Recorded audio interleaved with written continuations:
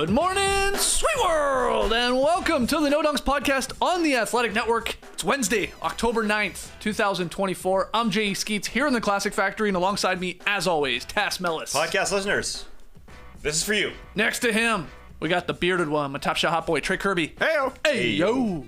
And over yonder, making the magic happen for 20 years now, super producer, JD. Please kill me. Oh, come on, JD. JK. It hasn't been, it's been complicated. 20 seasons. Jesus our Christ. 19th anniversary. Just let me have that. That's all I want. Both of you. It's going to be 20 years for the next 2.5 years. God, it's 20 years. You had a camera problem off the top, and you bring that up. Man. On today's podcast, we're looking at the NBA win totals for all 15 Western Conference teams. We tackled the Eastern Conference on Monday. That pod, it's up everywhere. It's on YouTube, it's on Apple, it's on Spotify. So go check that out if you haven't already, and like and subscribe and leave your boys the 5-star ratings and reviews. Had a lot of fun doing our over-under predictions when it came to the East, but we do the West today. At the end, we'll each pick our 3 locks, but we'll go through every team. Let's start with the Pacific Division. We'll show you all of them there in the Pacific, the over-under win totals, courtesy of our good friends at BetMGM. Golden State Warriors, 43.5. Clippers, 40.5. Lakers, 43.5. Suns, 47.5. And the Kings at 46.5. Sort of all clumped together here in the Pacific Division. This is a tough division. But let's start with the Dubs. Again, 43.5. That's their over-under win total. Last year, 46-36. But they got bounced at home by 24 points by the Kings in the play-in game. I'd sort of forgotten it went that poorly. Re-signed Steph Curry, added Kyle Anderson, Buddy Hield, DeAnthony Melton, Lindy Waters III. Great name. He's already hit a game winner. That's right. Lost Klay Thompson to the Mavs, lost Chris Paul to the Spurs, and Dario Saric to the Nuggets. What do you think here of the Warriors? This team that is sort of floating around that play-in spots here. Yeah. Can they hit over 43.5 wins? Well, you brought up 46 and 36, and I think that's the puzzling part for people out there. Why should this team be that much worse? 43.5, and that's why I'm taking the over. I think last year they were a middle-of-the-pack defensive team. Amongst all that drama that they had, they won't have that drama this year, I don't think. I think they got a heck of a lot better with their defense and support players, primarily. DeAnthony Melton will be starting beside Stephen Curry. DeAnthony Melton, I think the least talked about solid player in the NBA. He's just going to be good. There's just going to be a bunch of guys that aren't causing problems, all right? So we've got Jonathan Kuminga, another year of him. Brandon Podziemski, another year of him. We know that Trayce Jackson-Davis will be starting over Kevon Looney. We know the Klay Thompson drama won't be there this year. You kind of know who you're going with. Kyle Anderson is going to be playing the backup 5, as Draymond Green told him he's going to play. You're playing the backup 5, man. I think we're getting a breakout season for Andrew Wiggins, a bounce backer. I know it's hard to say for everybody out there, just like it was hard for me to say right now. It's hard for everybody to say that he will have a better season, but he's in shape. He had a weird summer where he was supposed to play for Team Canada, then he wasn't allowed to play. But anyways, he looks great, and he's probably playing for his dad, who he lost last month. I think things will come together for him. He was asked, how are you going to be different? Well, on scoring, I think I'm going to score more than last year. That's for sure. He can't be worse. At 29 years old, I don't think he can be worse. I just think there's less drama. Maybe Dre will get suspended again. He got suspended for a long time last year, but they were still like under 500 when he was suspended. So I just think they're just going to be more stable. That's all. And I think they'll get there. Yeah, their offense is going to be there. They were a top 10 offense last year. Is that going to get worse? No. They got Steph. They got Draymond. I just think their defense, I think there's going to be way more stable this year. Okay. What do you think, TK? I think a bounce-back season would be huge for the Warriors if Wiggins is able to play, because when I look at this team, I don't know who their second-best player is. If Steph Curry picks up 2 fouls in the first quarter, who's scoring on this team? Who can create his own shot, get a bucket? Wiggins is probably the closest. I wonder if they'll start Melton. I kind of think Podziemski's a better player, more reliable as well, and clearly seems to be part of the Warriors' future. Not to mention they need to put more shooting on the court, because Wiggins, He's not able to do it. Draymond has been saying how much he likes playing next to centers and how effective he can be as a help defender playing next to a center. So if Wiggins isn't shooting threes, if Draymond obviously isn't going to be a shooter, Kevon Looney, they're trying to stretch him out. They're letting him shoot corner threes, but that guy ain't a shooter. Exactly. Trace Jackson Davis isn't a shooter. Steph Curry can. He's a really great shooter, but they want to take 10 threes per game from Brandon Pajemski. I don't know. It just seems to me like this Warriors team needs to make some moves. They don't really fit together all that well. I would like to see Kuminga start over Wiggins. Good luck starting Kuminga next to Draymond and Looney, or Draymond and Trace Jackson Davis. It's hard for the Warriors to put two-way players on the court. It's hard for them to get offense on the court. So we'll see what they do. I like the players they brought in, but I don't know. They're putting a lot on Klay Thompson's plate from last year. They're saying this guy was bad for the vibes. He was getting me first shots. He definitely was. Things weren't great there. Things weren't great the year prior because it was Jordan Poole's fault. So we'll see. Maybe the Warriors are just okay. I think they can still hit the over here, but I don't think they're going to get the 46 wins. Yeah, tip of the cap to BetMGM in Vegas for setting this line at 43.5. I think if it was the same line as last year, I think a lot of people would be going, that's probably an under. But they dip it a couple games under, and then you're right, Tass, you're going, what? Why couldn't they sort of at least replicate last year's 46 win total if there is more stability, if they can sort of pair the youth movement with all the vets, even the new pieces coming in, Buddy Hield obviously as a shooter, Kyle Anderson as a playmaker and stuff like that. It makes sense. So this one's a difficult one, feels exactly in that spot, that sweet spot between 42 to 46 wins. So it's like a bit of a shrug. It's like, does Draymond get up to old Draymond Green antics and miss a stretch of the season? Is he, play well, play behaved, doesn't cross the line? I guess I go over. I guess we're all going over in the end, but it's a just for me. And they're going to be, to me, they are going to be in the play-in sort of area. A big reason why the over-under number goes down too is just how tough this division and conference are. As we saw in the projections there, if you're watching the graphic, everybody's projected to have essentially a 500 season. That's the only division in the NBA where all 5 teams are, air quotes, good. But the Western Conference is the toughest Western Conference since we started doing this show. 20 years. 20 years, I've heard. I've heard it's 20 years. Have we ever had a year amongst those 20 years where 12 teams are expected to be winning teams in the Western Conference? I mean, you can call the Clippers as a 500 team, but there's 12 of them. 12 of them, and then the Jazz, the Blazers, and the Spurs, who are also supposed to be good. Right. We've never had that before. It's loaded. So I think there's going to be some unders as we look at these stats, these numbers that are 50 win teams instead of 55 win teams. So, not under for the over-under totals, that's for sure. Well, just more mediocre teams is basically what I'm getting at. Right. Yeah, the Western Conference is a lot harder than the Eastern Conference doing over-unders. Surely I will be wrong on some stuff from the Eastern Conference, but you look at the West and you're like, you could go 0 for 15.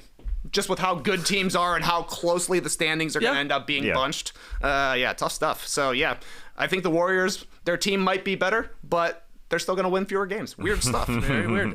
And do you think this team, the Warriors, are a possibility to be active in trying to move guys? Obviously, Wiggins could be one of those guys that they could look to move. Yeah, but what about other pieces and stuff like that? They need to make a trade. Yeah. They're not good enough. I mean, they've got Steph Curry signed through the end of his career, and they don't want to be a 10 seed for the end of his career. So I don't know exactly who that player could be. Brandon Ingram, I suppose, is a name that's still out there. The fact that they haven't done a deal yet with Kuminga makes you think maybe he's a guy that could be on the way out. I don't personally think they should trade him, but if the Warriors want to actually try and do anything in the postseason for the rest of Curry's career, they need to get an actual number 2 scorer. Right. Yeah, Kuminga's extension is up later this month, and so he could be signed, that's for sure. I wonder if that's drama if they don't sign him. But they obviously want somebody better. They talk about it now. Draymond Green said, I was trying to get Paul George on this team this past summer. He was calling, trying to get him. They tried to get Larry Markkinen. They tried to get better. The weird thing is they wouldn't give up Brandon Pajemski, who is obviously a very good player. But it just doesn't seem like you're going to get anybody incredible if you're not willing to give up, some of your young good talent. Player. Yeah. Maybe Draymond Green is the guy that ultimately is the guy that gets traded for said other star player. I know he's such a part of their DNA, and it seems weird to think of that team, especially a Steph Curry Warriors team, without Draymond Green and how they work 1-2 and how he is defensively. But I think that's possible. I think it's possible because you just have the whole Clay finally gone. Is this the slow rebuild or tear down of your guys that got you all those championships? Maybe. He might become a minority owner on this team. I mean, he's talking about, like, I want to know what this team. I'm totally making that up. He's not putting down an offer, but he's basically saying, I want to know how good this team is going to be 10 years from now. Like, he feels like he is part, as you said, of the DNA of this team. Yeah. So they may not trade him. I mean, maybe he's saving up that $150 million. Let's go to the Clippers. 40.5. That's the line I'm giving you guys because this one's actually not on the board. It's not. At BetMGM. It's in other spots. But yeah, about a 500 season here. And a big part of the reason it's not on the BetMGM board is the Kawhi Leonard factor of it all. Is he going to play? How much will he play? What's going on there? But they went 51-31 last year. They lost to the Mavs in the first round. Of course, Kawhi got injured. That was year 5 of the Kawhi, Paul George, Clippers experiment. It didn't produce a single trip to the NBA Finals. Paul George goes to the Sixers in the offseason. Plumlee's gone. Daniel Tice, Russell Westbrook. They added Derrick Jones Jr., Batum, Chris Dunn, Kevin Porter Jr., Mo Bamba, and re-signed James Harden and Zubats. This one's tough. Obviously, TK, we'll start with you with the Kawhi factor here, but are you leaning over or under 40.5 for the Clips? Yeah, this one was a mystery to me. Yeah. There's only 1,230 wins available in the NBA, so there just weren't enough wins left over for me for the Clippers to go anything basically but under, especially with a line set at 40.5. Like, I added up all the BetMGM lines, and for a while it was just question marks for the Clippers, and the only available wins left were 21.5. I would have been over on that. Right. But something in the 40s, I can't do it. I only had 32 wins left when I did all of the other 29 teams. Basically, what the Clippers did is traded Paul George for Derrick Jones Jr. I mean, it's cool that they got Batum back. He could be helpful. Kevin Porter Jr., he might be a scorer off the bench. Which would be helpful, but I'm not expecting a lot from him or from Chris Dunn or from Mo Bamba. It's basically Derrick Jones Jr. is going to be a big part of this team. I got to say it, Skeets. James Harden looks good. He is in shape. Okay. He's going to carry this team. He's a system. He is an offense, and they're going to need him to be an offense. I guess some of the good news is that, or at least talking like Kawhi Leonard will be ready for opening night, so not an extended absence to start the season, but they're going to have to manage him because if the Clippers want to make any noise in the postseason, if they even make it to the postseason, Kawhi has got to be able to finish. Obviously, he hasn't played a full postseason in the past 4 years, so I'm a little skeptical on that.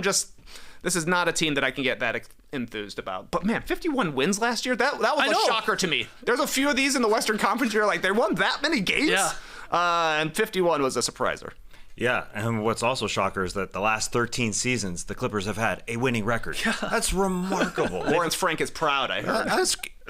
I would have never guessed that. No. 13 straight seasons, the longest streak currently in the NBA, would come to an end on the year that they get a new stadium as well. That would be extremely weird. You'd think that shedding the Lakers stadium would help them just a little bit. No more afternoon games like they had last year just because they don't have to go up against the Lakers. They're 5-5 in those games, but they were to get down double digits because they're sleeping going into those games. They're down double digits in every single one of those games. Like those weekend afternoon games. Yeah, there's 10 of them. Yeah, It's crazy, actually. Yeah, and they don't have to do that anymore. Right. They do not have any more afternoon games. They had 10 last year and no more this season. Will that help? Not with Kawhi Leonard out, I don't think. I know James Harden is basically saying, look, it's my team. You saw what Luka Doncic did, a guy that plays like me. He got to the finals. That's what I'm going to do. And James Harden's good for the regular season. He's damn good for the regular season. Every possession will be run through him with Kawhi out. And like Harden said, we need him later in the year. That's when we need him. When we need him. He said, quote, whenever Y is ready, Y will join the team. Why exactly?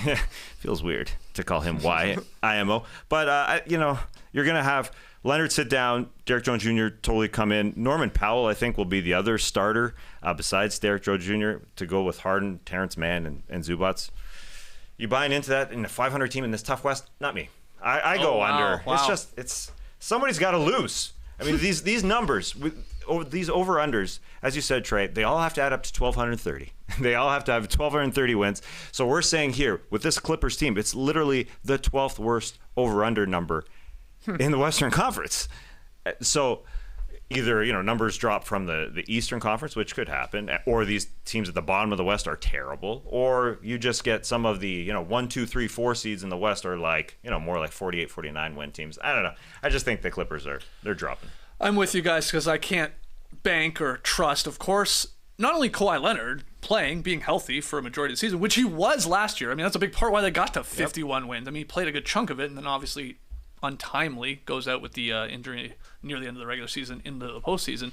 But also, okay, so we're running everything through James Harden. He's talking a big game. He's like, look, you see Luka, he took his team to the finals. I created that. This is me. Okay, that's been a while, James. It's been a couple years since Harden MVP, heliocentric offense through him. It's been he was bigging up 2018. We still work for NBA TV. Right. And the other thing is, he's 35 years old. Like, I'm terrified this team, forget Kawhi for a second, one James Harden injury, and it's like, ooh, like that bumps him out for a couple weeks or months. I'm like, then it gets really dicey really quick to me. I'm going under. I guess the counter to that is, well, they're not going to tank. Don't they have like a pick swap with OKC? So there's no reason to really do that. So, there's the potential there, unlikely anyway, but I have no faith in this team. I think this season's all going to be all about all the toilets in the Intuit Dome. Yep. And the wall. And look at that Halo board. New Jersey. And honestly, it might be enough for this season at least. I know you don't want to go into a new stadium and like put up a 30-win season, like especially when you have a better roster than that, but I'm scared of this squad staying healthy and being competent enough against all these other good teams. There's just so many other teams I have trust in the Western Conference than the Clips. Yeah, and especially with Kawhi Leonard, he's sounding like Joel Embiid, where he's saying, I got to be good for the playoffs. And he's talking about it in every single interview. I played a lot last season, but I got to be good for the playoffs. And he basically said to our man Law Murray on The Athletic, I'm going to see if playing in all those games last year is going to hurt me this season. So it ain't no guarantee that he's coming back. Like, he doesn't feel like his legs. Like 8 years running, man. Yeah, with this. Yeah, but last year he did play for a team 68 games, and they won 50 games. Yeah. I mean, that's different. This year he's basically saying, I gotta be good for the playoffs. It sounded like Joel Embiid. Like, how many games does he play? Right. I know it sucks talking about that, but then you just started to look at James, just like Trey said. The bod looks good. No, he looks good. He's in shape. It was a couple of years ago. Tight, yeah. It was a couple of years ago. It was the 22 playoffs, I guess, where he had 40 in the playoffs against, playing with Joel Embiid. It wasn't that long ago. It was good. No. But Throwback. Big Harden season, big Zubac I think season. he definitely still has massive games in him in the regular season, maybe even postseason if they get there. It's the consistency, and obviously at his age, I mean, you're asking a lot, I think, at this point from him. But he sounds happy. He sounds like, all right, yeah, I'm going to get some mad stats here on this team. Let's go. all right. That the ball fake move into his sidestep, that was nice. Oh, okay. I don't remember seeing that. Yeah, I don't know what you're talking Harden about. invents moves in the preseason that he never does them in the regular season. Remember he was doing the behind the back step back. We're like, oh, imagine he does this in a game. Never took one. No. Let's go to the Lakers. 43.5. They went 47-35 last year. They beat the Pels in the play-in game. They lost to the Nuggets in the first round. They were really average on both sides of the ball, offensive rating, defensive rating, 15th and 17th respectively. You did get all NBA seasons from LeBron and Anthony Davis, but again, not enough to lift the Lakers past the first round. So they re-signed LeBron, Max Christie as well. They got coach J.J. Redick in here now. Darvin Ham and his head is out. Christian Koloko coming from the Raps. He's one of their additions. Dalton Connect, number 17th pick. Obviously, Bronny James with the number 55th pick. They lost Dinwiddie, Taurean Prince, and that's about it. I mean, there's not a ton of movement. Like, the coach was the big swap here for the Lakers. What do you think, TK? 43.5, just like the Warriors. You going over like you did Golden State or under? 47 wins last year. They're winning fewer. They're still going over. Give me 44 for the Lakers and for the Warriors. The question I have really for the Lakers is, can they be good at anything? Last year, they were mid at everything. 15th in offense, 16th in defense. That equals 19th in net rating, and they did nothing in the offseason besides bring in J.J. Redick. He wants them to shoot more threes. They don't necessarily have the shooters to shoot more threes, I don't think. They're still going to shoot a lot of free throws. That's what the Lakers are the best at. They get good calls. LeBron is aggressive going to the hoop. Anthony Davis, aggressive inside as well. Austin Reeves, he draws a whole bunch of fouls. elimination last year, the Lakers were talking all about how we didn't have health. They got 76 games from AD, 71 from LeBron, 82 from Reeves, and 76 from D'Lo. Those guys played a ton, and it was basically D'Angelo Russell getting hot in the second half of the season that A, kept him in Los Angeles, and B, really helped out the Lakers, giving them some perimeter scoring. So I think the fact that they're just basically bringing everybody back and having JJ Redick say, we're going to take 5 or 6 more threes, doesn't change the team all that much. Right. They're a team that you're not going to want to play against in the playoffs because we know LeBron and AD can really elevate their games. There might be a little Lakers dust that the officials are having to deal with as well. But I don't really think this is a team that is in the mix for a championship or anything like that. They're in the bottom half of the playoff bracket for the Western Conference. Yeah, the buzz there in training camp for the Lakers and like now going into the preseason, the idea is like Redick's talking about, we want to use AD as more like of a playmaking hub, right?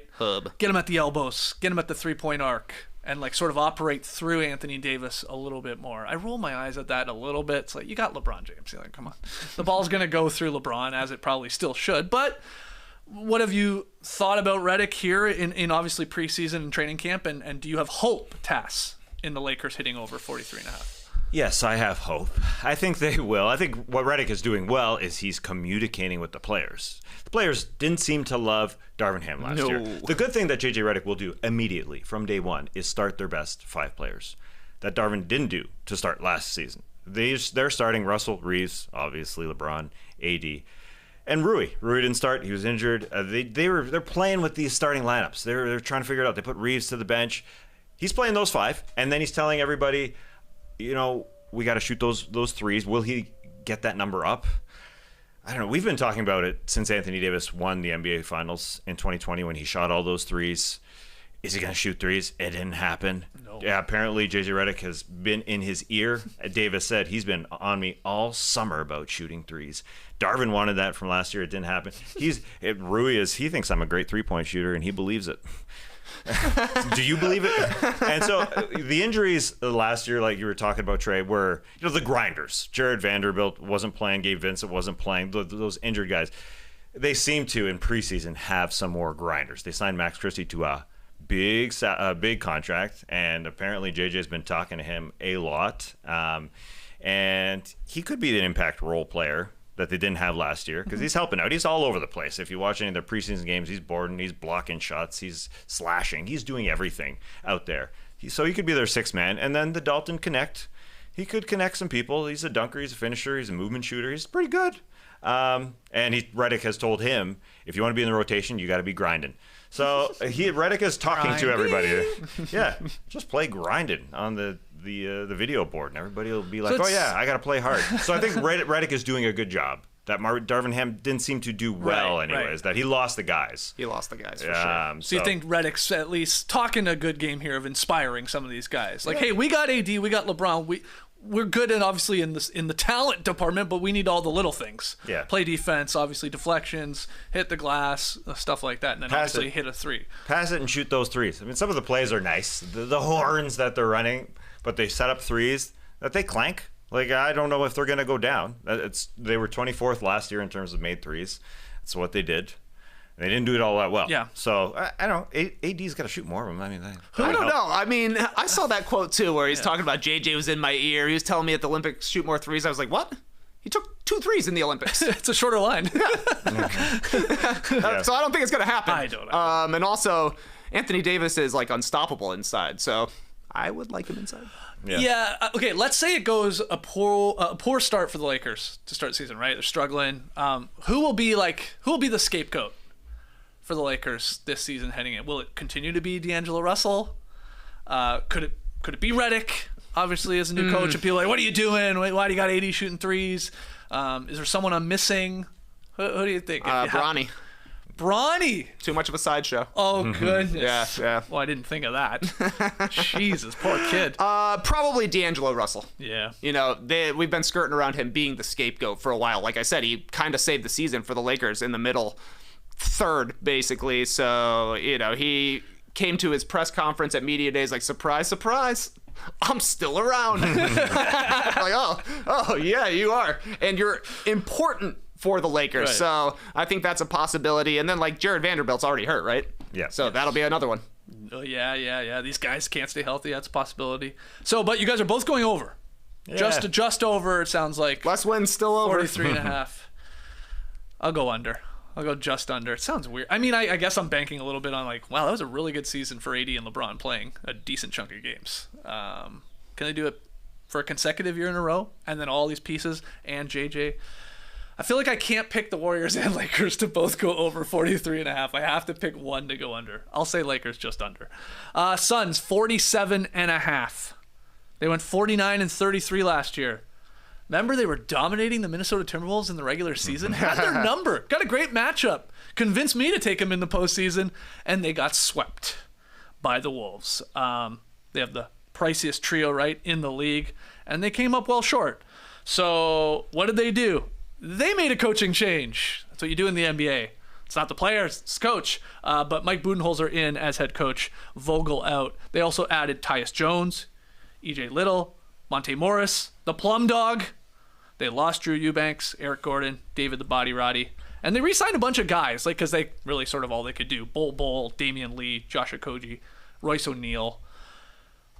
Task get us started, 47.5. Another one here where it's less wins, according to BetMGM, than last year. But do you think the Suns with Budenholzer and maybe some more stability and a healthy Beal are going to hit the over? First, you made me aware of why I call Hummers Humdogs, because we used to call Plumlee Plum Dog. Okay, yeah. I've seen all these Humdogs out there, these EVs out there. Yeah. Yeah, they look neat. Yeah. EV Humdog. Yeah. Are you getting I sat in excited one. still when you see Cybertrucks around Atlanta? No, Or- not yeah, really. not Not as anymore. much. Yeah. I sat in a Humdog looks like a Hummer. Yeah. Yeah. A Cybertruck looks like a tin can. The look is too weird for me. very I sat in a Hummer, though. It didn't feel as big as it looks from the outside.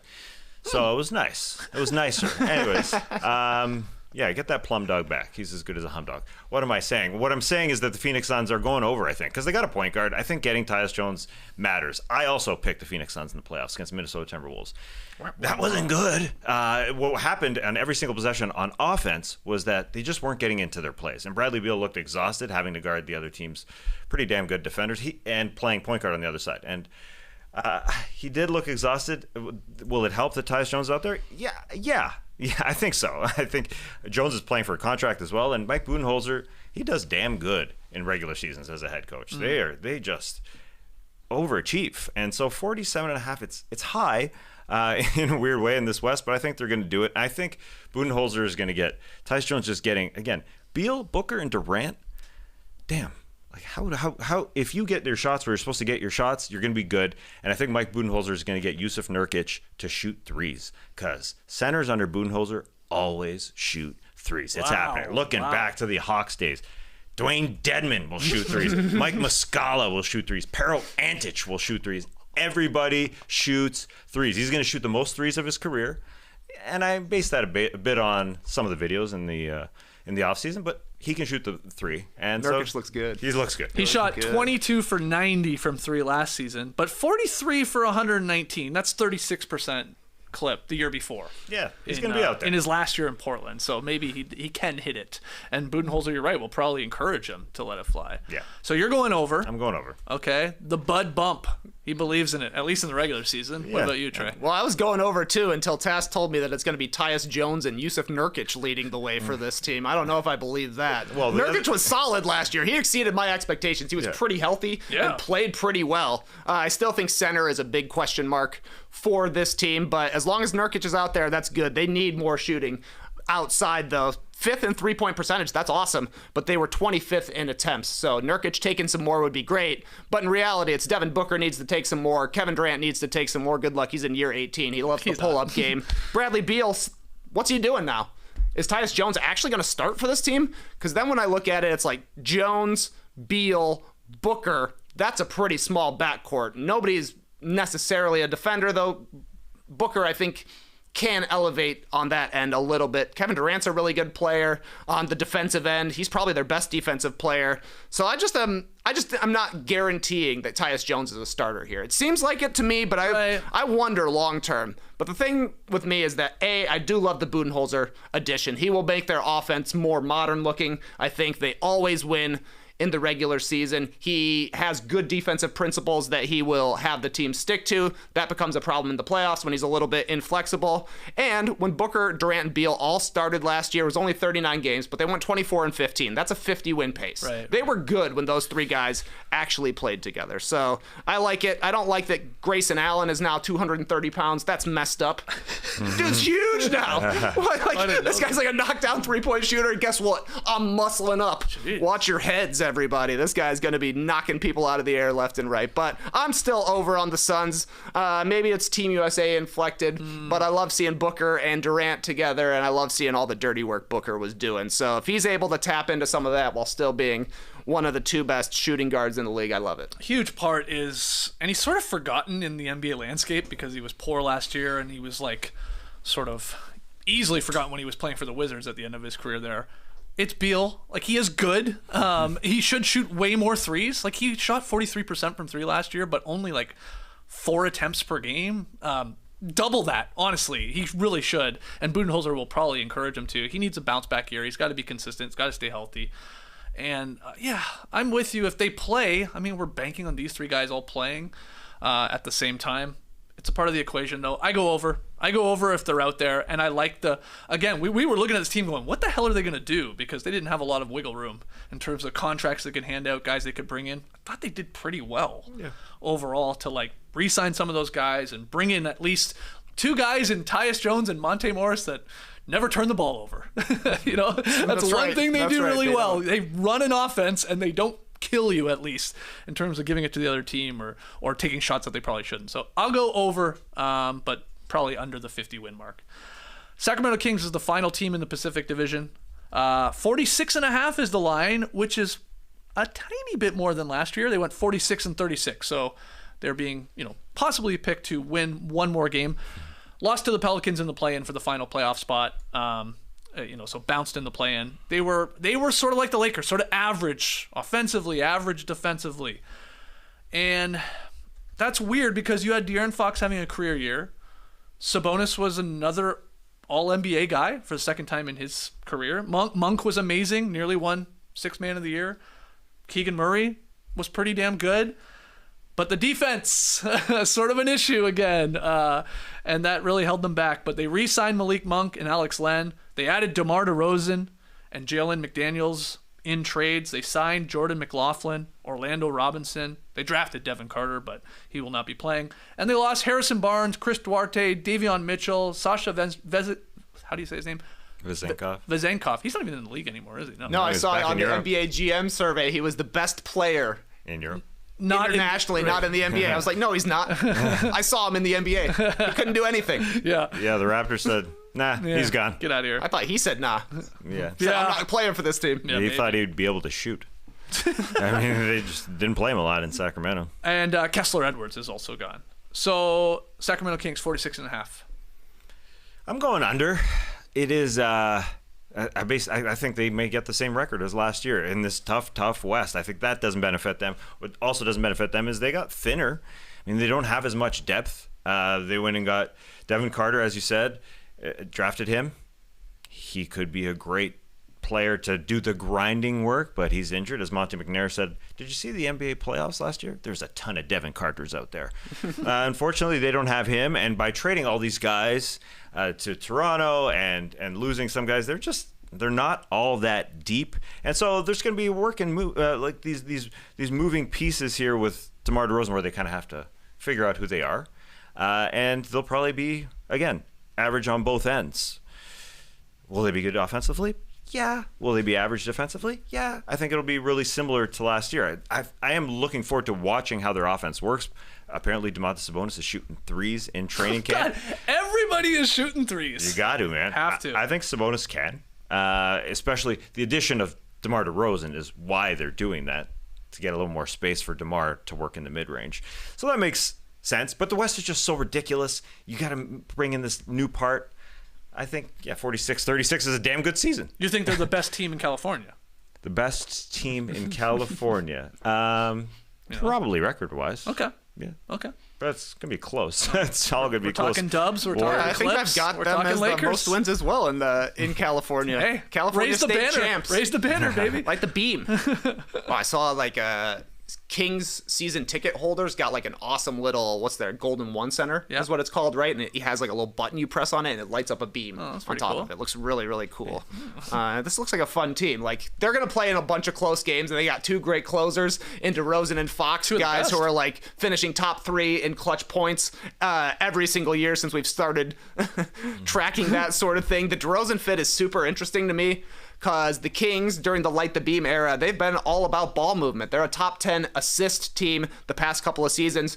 DeRozan is always on a bottom 10 assist team. The guy loves to dribble. He's a good playmaker, but it takes a while to get into the playmaking. I would actually like to see the Kings play a little bit more like the 22-23 season when they were the best offense in the league and terrible on defense. I think they're going to be really bad on defense this year because they're going to start Fox, Ellis, DeRozan, Murray, and Sabonis. That's one defender. Yeah, Ellis. Yes. Yes. Keegan Murray can defend. That's a guy that can be a good defender. I agree. He can defend, but now he's going to have to defend up. He's going to have to guard fours, and he's going to have to guard the best wing on the other team. He's their best wing defender probably, but in the rankings in the NBA, he's not a top 20 defender. So I think that's going to be a problem, but that's fine. Try and score more.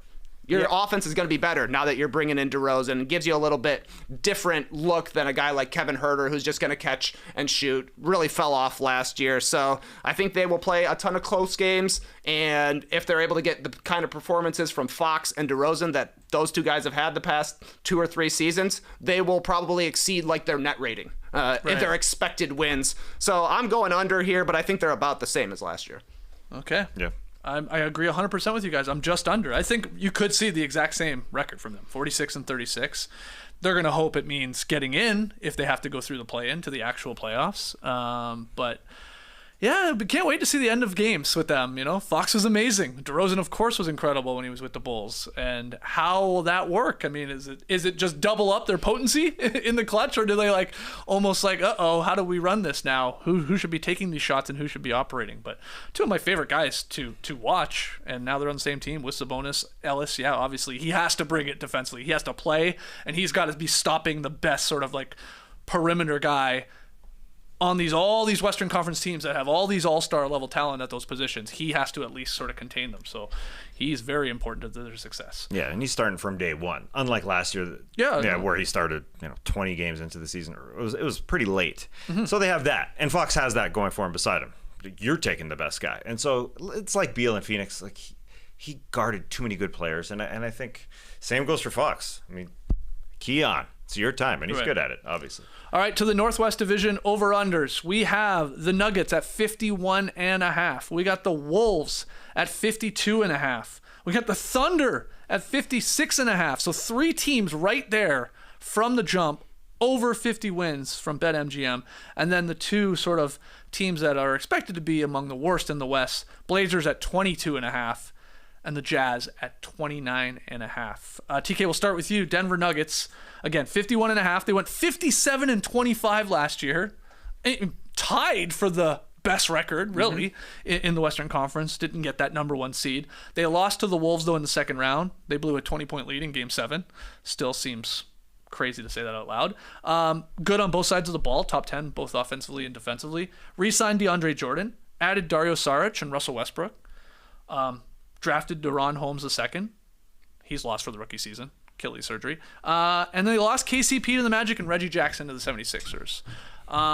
So, again, 57 wins last year. The line, 51.5. Why the drop-off, do you think, could be expected, or do you think they're easily going to hit that over? Why the drop-off is because the Western Conference is going to be better, I believe. I don't think KCP by himself is worth 6 wins when you're talking about 51.5 versus 57 last year. But that is the big question for the Nuggets, is how do they replace Kentavious Caldwell-Pope? Unfortunately, it looks like they're going to have to do it with one-way players. That was the great strength of KCP. He's a good three-point shooter, and then he could guard on the perimeter as well. So the options are Peyton Watson, all defense. Julian Strawther, all offense. Or Christian Brown, kind of like the best case of playing two ways. He shot 38% from three last year. That's awesome. He took 2 a game. That's not nearly enough. The Nuggets need more three-point shooting. That's why this is a huge season for Michael Porter Jr. He's got to be the guy they expected when they signed him to their huge extension. Not just a three-point shooter, a guy that they're envisioning could carry some second units, be another go-to scorer. He hasn't been that guy for the Nuggets. He's become a really good player, a vital piece of their team just with the shooting he does bring, but they're bottom 5 in three-point shooting. That just doesn't win anymore in 2024. They need to figure out ways to get some shooting on the court while letting their defense stay in the top 10 to 12 sort of range. So I'm probably going under here, but I think they're like just barely under. I marked them for 51 wins. A big thing that's also looking like a problem for them is Jamal Murray. He is a huge reason why this team was good last year. And they still managed to win 57 when he lost a lot of games to injury in 23 games that he was out. So that's a pretty remarkable thing when you think about it. I mean, they weren't a good shooting team, but Jokic does so much for them offensively.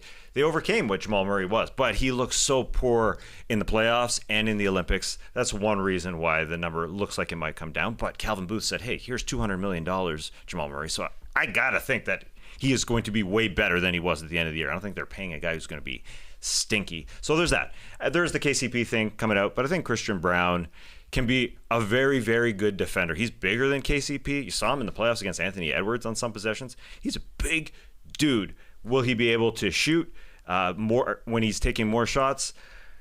Yeah, TBD. But he'll be playing with the starters, I think, just so those looks are nice and open. And I think they do need a guy like Westbrook coming off the bench. I know this is the last straw for Westbrook to be on a championship-type team as a rotation guy. But they need somebody that's got a lot of oomph, that's going to run the ball as much as possible. That's what Westbrook does. He's just going to push it as much as possible and set guys up. Like Dario Saric opens up the floor for them. Julian Strawther, I think, is going to be a guy who shoots a lot for them, and he can shoot. So that's the recipe, I think. They have a quiet locker room. They just have lost, a tiny step since Bruce Brown left. And they're happy to see Reggie Jackson go, in all honesty. And now Russell Westbrook takes over. They need some juice back. That's what happens to championship teams. They just need somebody talking. And I think Westbrook will do that. They were just so bad when Jokic sat last year. They were minus 8.4 when he sat, points per possession. So will Westbrook be better than that? I think so. I think he'll improve that. And again, they're a 57-win team. And a lot of it comes down to Jamal Murray. But it's a huge question mark is what we saw for Team Canada. And, even at times in the playoffs, it's sort of forgotten because he had those game winners against the Lakers, but he wasn't good. How badly is he injured? Is it still lingering? Is he for some weird reason hit a wall? He's a huge, huge part of this equation. But I think Vegas, BetMGM, whatever you want to call it, I think they went a little too low on this one at 51.5. I'm going to take the over, and here's my simple reasoning. Only once in the last 6 seasons has a Jokic-led Nuggets team not won their regular season games at a 63% winning clip, which is basically 52 wins when you get to 63% win clip. And that one season was 21-22 where Jamal Murray didn't play at all. He was out for the entire season, torn ACL, and they still won 48 games. Because Jokic, if he plays, and he always plays, you're just like a 50-win team, and I know you got to get a couple more, but for all the reasons you guys were going through, if guys can step up, the development of those young guys in Brown and Watson and Strawther, I think they get to that 53, 54 win mark. Just having Jokic alone, I guess I'm hoping Jamal Murray, that was throw that summer out, throw it out into the trash and sort of have a bounce back as well. So I'll go just over. Ultimately, you're going... I'm going over, yeah. Going over. TK, you're going under, just under on that one. All right. To the next team here in the Northwest Division, we go to the Minnesota Timberwolves. 56-26. Last year, the line is 52.5. They lost to the Mavs in the Western Conference Finals. Amazing time. Second time in franchise history they got that far. Anthony Edwards turns into a superstar. Rudy Gobert wins Defensive Player of the Year. Naz Reid, drop it in the chat. He wins Sixth Man of the Year. It was a good year. So you're they'll just run it back, right? No.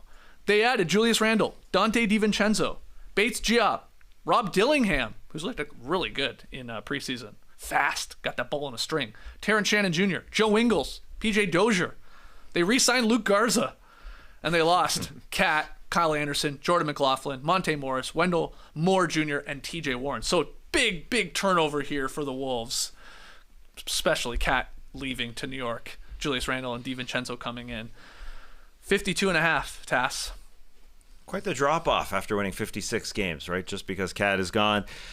So the question is, do they have the leaders to bring it back? And I do believe in Anthony Edwards and just the confidence / cockiness / I'm the guy. And he said it in the offseason. He said, Minnesota, it was great going to the conference finals, but that was just the appetizer. We want the whole meal. And so I do believe in a team led by Anthony Edwards, just like we did during the regular season. And that was his first time going to a conference finals. And I do think 52.5 is just too low. I know, obviously, Cat is going to be missed, but they did get a little bit deeper, getting DiVincenzo and Julius Randle and Rob Dillingham, as he said. And their defense was just so good last year. I don't think it's going to take that much of a drop-off at all. And so I don't think their offense will take a drop-off, really. Their offense was really mediocre last year. So, yeah, I think after winning 56 games last year, obviously Cat's going to be missed. I think this is an over. And I'm not too worried about it. Obviously, the Western Conference is the toughest part when you look at this division. I mean, the Nuggets and the OKC and Minnesota, those are three great teams. So it's going to be hard that way. But I think they get over 52.5. The questions I had after the Randle trade is, how's the spacing going to be? Because it's clunky with Gobert, especially the first year. Like, the Timberwolves couldn't figure it out right away. It took till year 2 to figure out how to play alongside Gobert. They brought in Mike Conley to throw him lobs. Anthony Edwards got better at throwing lobs. Now you're putting Julius Randle in for Karl Anthony Towns. Randle has had one good season shooting the ball. Maybe he has another one, but there should be a little bit less spacing for the Timberwolves. And like you said, Tess, their offense wasn't that great last year. They were right in the middle of the pack, and then in the clutch, they had some serious problems. How's the defense going to be? Randle is now going to be the 4. He's smaller than Karl Anthony Towns. We were talking all last season. It's great to have 2 7-footers out there. They don't have 2 7-footers anymore. He's 6'8". Not a great defender, but he played on some decent Knicks teams that had good defense, and he's got guys around him in McDaniels and Gobert who make it easier for him. So they maybe aren't the number 1 defense this year, but they're probably still a top 5. And then how good is Randle going to be when he's the second option, when he's a playmaker and Anthony Edwards goes to the bench? There are great Randle moments. You love it. He looks like an all-NBA guy. And then there's sometimes he's giving a thumbs down to the fan, and you're like, you're taking the hardest shots imaginable. That's the thing to me. Randle is such a tough shot maker, but that means you're a tough shot taker too. They don't always go in. I got them a little bit under, but I still think they're one of the top 4 teams in the Western Conference. Yeah, worst case scenario is definitely Randle and Gobert getting in each other's way. That's some concern. And then them getting in each other's way gets in Ant's way, and they're sort of, it all gets clogged up. I wanted to point out too, Cat did miss time last year, but everybody else was really healthy on this squad. And you don't want to talk that into existence that suddenly one of their other guys gets banged up, but like Ant, Gobert, Conley, McDaniels, Naz Reid, and Nickeil Alexander-Walker, they missed 26 games combined last year. That's like 6 of their best guys. Again, Cat did miss time, so there was that, but like that's pretty good. Can they do that again? Obviously Conley being the oldest of the bunch there. I just like that they're banking on increased opportunity for McDaniels, Naz Reid. That's a part of the trade. It really is, the Naz Reid equation with Cat going out. And can he continue to obviously shine just in a bigger role, with more minutes, more opportunity? Sometimes we think, oh yeah, why wouldn't that happen? But sometimes it always doesn't. So I go just over though. This is a big of a drop off again from 56 last year to I guess 52.5, so call it 53. I don't think they're drastically worse. No. I don't. So I'll go just over on the Wolves. To OKC, 56.5. People are going to be pounding the over here. They went 57-25 last year. Top 5 offensively and defensively. Incredible. 3rd offensive rating, 4th in defensive rating. They lost to the Mavs in the second round. Really tight series. Here's what they did. They re-signed Isaiah Joe and Aaron Wiggins. They added Alex Caruso in a trade. They added Isaiah Hartenstein in free agency. And they lost Giddey, Waters, Biyombo, Hayward, and Muscala. So, comparing what they lost to what they added, hell of an offseason. So, a little strange that the line's 56.5. Basically last year's record, I guess. A lot of people think they're going to be better. Maybe a 60-win team. going to run roughshed over the Western Conference. What do you think, TK? I think they should challenge the Celtics for the best record in the NBA. I think the Thunder came in and said, we know Josh Giddey doesn't fit. Let's replace him with Alex Caruso. Gives us another perimeter defender, a guy that can shoot threes. Then they went out and got Isaiah Hartenstein as well to address the rebounding. And guess what? Isaiah Hartenstein shooting threes. Oh, yes. Preseason. Yeah, it looks nice. People are saying he's a stretch 5. I think he'll probably start, though. I think that moves Chet to the 4. That makes their defense even better, and they're already a great defensive team, not just from like a fundamental standpoint, but they make a lot of plays defensively as well. I think they're going to be tough to score on. I assume Jalen Williams will take another step forward. He'll surely be getting most improved player buzz once we get to our awards picks. I think their starting lineup is probably a little bit unsettled. Maybe Caruso comes off the bench to start the season. I personally think he's a better defender and player than Lou Dort, but Dort has the institutional knowledge there with the Thunder, and he's like a 40% three-point shooter as well. But the Thunder, it looks like they've got a perfect top 7, and that's kind of what you need to be a championship contender. Yeah, they're top 4 on both sides of the floor last year, and they won those 57 games, but Vegas is very good at making a line here. 56.5 would be the number 1 seed in the Western Conference, according to these over-under lines. Right. And you got to expect that they would get back there because, yes, I do think they got better with the Hartenstein and the Caruso acquisition. But as you said, Jalen Williams and Chet Holmgren have to take a little bit of a step just to get better. Chet also has the help with Isaiah Hartenstein to help him out around the rim, to rebound for everything, and Hartenstein's just damn good shooting threes. Also in the preseason, he's being that hub where he's getting the ball above the 3-point line and dribbling into the lane. He had an over-the-head pass to Alex Caruso for a jumper. Like Hartenstein, this big guy, dribbling into the lane, just throws it over his head. He also had a play above the arc where he basically kind of did a dribble handoff for Chet Holmgren. It was like a 4 to a 5 or a 5 to a 5, a 6 to 5, call him whatever, and Chet Holmgren just drives to the lane. So that wheeling play reminded me of Braun and Wade, that handoff wheeling thing that they're going to love. Dagnot's going to love this stuff. He's going to have so much fun playing with these guys. I just think that they're better.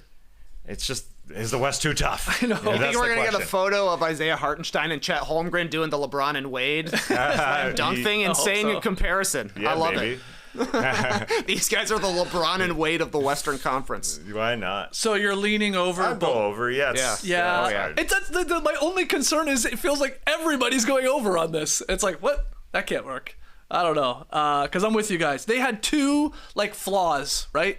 If you want to call them that. It was like Giddey could be played off the floor because you didn't have to worry about him as a shooter, and then they were not great at offensive rebounding. They just fixed both of those things in theory. Giddey's gone for Caruso, who can play defense much, much better and can hit a shot, and then Hartenstein is one of the best offensive rebounders in the league. It's like they already had an elite team that's super young with guys that are probably only going to get better, and they filled in those gaps. It's like, what? This is incredible. They also have it's not like they went to the conference finals, they went to the finals and lost, and it's like, we can take our foot off the gas a little bit. It's like they're pissed off. They lost to the Mavs. They didn't go as far as they probably even thought they could. So I like that.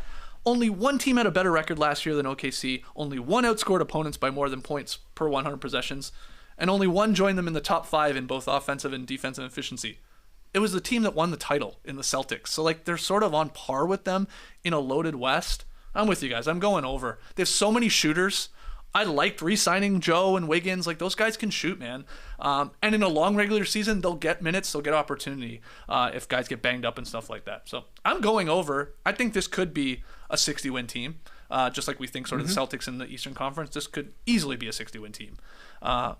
It just seems too easy. Yeah, it seems to be seems too easy. I don't know why. I think last year was the same case, though. Everybody was over on the Thunder, and you're like, I don't know. And then they hit their over. Yeah, they were awesome. But the biggest concerns right now is that Chet Holmgren changed his shooting form. Odd. Just always keep getting better. And number 2, not only do they have 2 Jalens, they now have 2 Isaiahs. So I know that's confusing for Thunder fans. Jesus. They like to double up, don't they? They love it.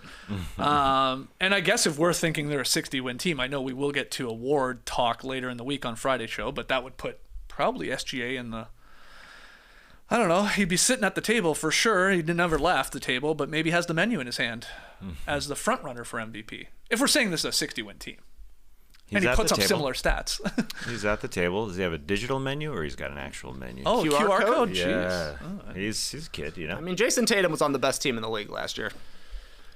Yeah, that's a good point. So you think the same could be true for... Are people going to hold it against the Thunder that their team is too good now? Doesn't seem likely. Yeah. Also, Shea's stats are a lot better than Tatum. Yeah. It's like 30 per game. Will he be 30 per game this year? It probably might go down a little bit, I would say. They got a better team now. Yeah. Okay, we're all taking the over. Trailblazers, 22.5. They won 21 games last year, finished dead last in the Western Conference. They were near the bottom when it came to offense. A little bit better defensively, but still in the bottom third. This was year one without Damian Lillard. It sort of went as expected. Had a lot of injuries, too. They lost 15 of their final 17 games. Like, it ended poorly. So what did they do? They added Avdia, Devontae Graham. They drafted Klingon with the number 7 pick. And they lost Brogdon to the Wizards. So, Avdia is sort of their big move, and then obviously the draft pick. Tash, get us started here. 22.5. Is there a tiny bit of improvement from the Blazers? Or same or worse?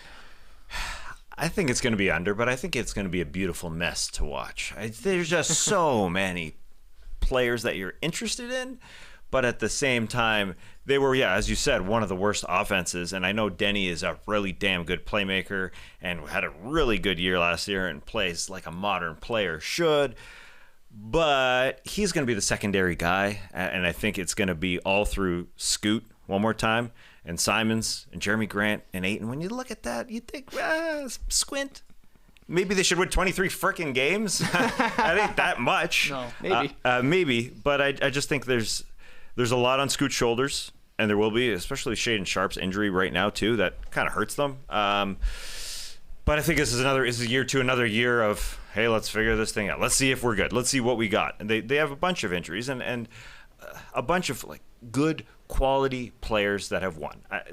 Denny's a damn good player. I think Donovan Klingon's going to play minutes behind DeAndre Ayton because Robert Williams is injured. Klingon is a winner. There's a bunch of guys there that have experience. But if you're looking at this Western Conference and you're looking at the bad teams, you got to pick one. Unfortunately, it's going to be one. But again, I'm going to enjoy watching it. I think it's going to be a nice mess. You're going under 22.5. Trey, where are you going? I would say watch them early in the season because I think this is a trade team. There are 2 replacements on the roster for Anthony Simons in Shaedon Sharp and Scoot Henderson, so maybe that's a guy that draws interest around the league. Time Lord, to me, is kind of just lost in the shuffle here. You got Ayton, who doesn't seem to have much of a market right now, and then they just drafted Klingon, so maybe there's some team that's saying, hey, Robert Williams III, he was awesome for the Celtics before they traded him away and then immediately won the championship. And then they got Jeremy Grant. Why is he still here? He's just completely miscast. See you on the Lakers eventually. They just traded for Denny Avdia, so that seems like probably the replacement there. Best I can say is that I think Denny Avdia wins more games this season than he won last season. He was on the 15-win Wizards team last year. I think they'll win more than 15, but less than 22.5. Okay. So a good year for him. Yeah. Hey, we won 6 more games than I won last year with the Wizards. Okay, I'm going under as well. There has to be bad teams. They're going to be one of them. Good call on guys probably being moved. They have a weird roster. Crazy overlap, like so many guards and so many centers. And it's like you probably don't need all of them here. Will Billups survive this season as the head coach? Does he get the whole runway? If they do have another 21 season. This is gonna be year 4 for Chauncey Billups. You said this is figure it out time for the Trailblazers. This is like year 4 of trying to figure it out because they tanked the last 2 Damian Lillard seasons, acted like they weren't, and then they were obviously bad last year and probably bad this year. But you got to have some sort of an identity when you're on a bad team. Or when you're the coach of a bad team, you have to have some sort of an identity. Like Brett Brown lasted a long time with the process Sixers because they at least played defense. I don't know what the Trailblazers do. Yeah. Right. I think it was Jason Quick for The Athletic in the bold predictions article on The Athletic said his prediction is Sharp leads the team in scoring, which I was like, oh, okay. But then he said the one bright spot for the Blazers will be Sharp going in the dunk contest and winning it. Okay. And maybe that will be. That'd be fun over All-Star Weekend. That he finally would go in. He was going to go in it until they snubbed him from the was it the Rising Stars game? And he was all pissed. So I'll go to the dunk contest now. Yeah. All right, we're going under on the Blazers as low as that line is. 22.5. Wow. The Jazz, 29.5. Their line is. They went 31-51 last year, finished 12th in the conference. They were the worst defensive team in the league. That surprised me. I knew they were bad, but I didn't know they were the worst. 119.6 defensive rating. Yeah. Garbage. I looked at it too. I was like, wow, they got to 31 wins. I thought they were really, really bad. They weren't that bad at the beginning of the season. They won 5 games by my count after the All-Star break. 26-30 before, 5-21 after. Yeah, and that to me was the old we're hosting All-Star Weekend, a part of the equation. That was the year prior. Last year was in Indiana. Oh God, you're right. The year prior, though, they were 23-17, yeah. and then went 8-14 after. Makes you wonder what's going on in Utah because they're not one of the worst teams in the league. Like you see, their over/under is basically 30 wins. We're seeing some here in the low 20s, but they also don't really have a young cornerstone star. Lauri Markkanen is 28 at the end of this season. John Collins is younger than Lauri Markkanen. John Collins also still on the Jazz. I don't know if anybody knew that. But what they do is like they come out of the gates, they surprise people by playing in the 5-out style, playing a no defense, even though they got a guy like Walker Kessler who's allegedly a good defender. They got a lot of future picks. They've got John Collins, they've got Colin Sexton, they've got Jordan Clarkson. These are the vets they would trade at the trade deadline to get worse, but you're giving teams quite a head start on the tanking race for Cooper Flagg, a white American.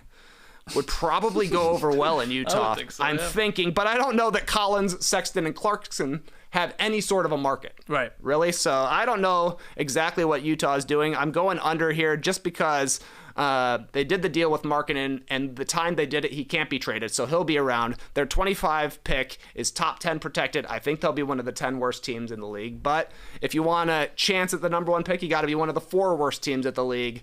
I don't know. They're going to probably play their young guys. They got Cody Williams, maybe the skinniest guy in the league, Isaiah Collier. I'm actually excited to see him play, but they didn't really do anything beefing up the team. So I think the Jazz are going to be bad, and I think it's kind of the point now. Yeah, they just added Eubanks, Patty Mills, and Svi Mikhailuk. That's really all they added here in the offseason, along with their draft picks. One of them, their number 10 pick being Cody Williams. Yeah, they're so young. Cody Williams, 19. Collier, 20. Taylor Hendricks going to play. Keontae George going to play, both 20. Kyle Flipowski, Bryce Sensabaugh, 20. So there's 6 guys under like 21. They're kids that are going to play. I do agree. They kind of toss this season and say, yeah, Lowry, you're a very good player, and we're going to sign you to a long-term deal, but we're going to see if we can get that Coop.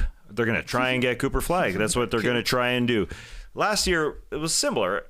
Like you said, Skeets, you said they won 31 games. It doesn't seem that low. I mean, it seems like they have a really good offense when they come out of the gates, and they do. And so they can with Lauri Markkanen in the lineup. That's why they have to sit him.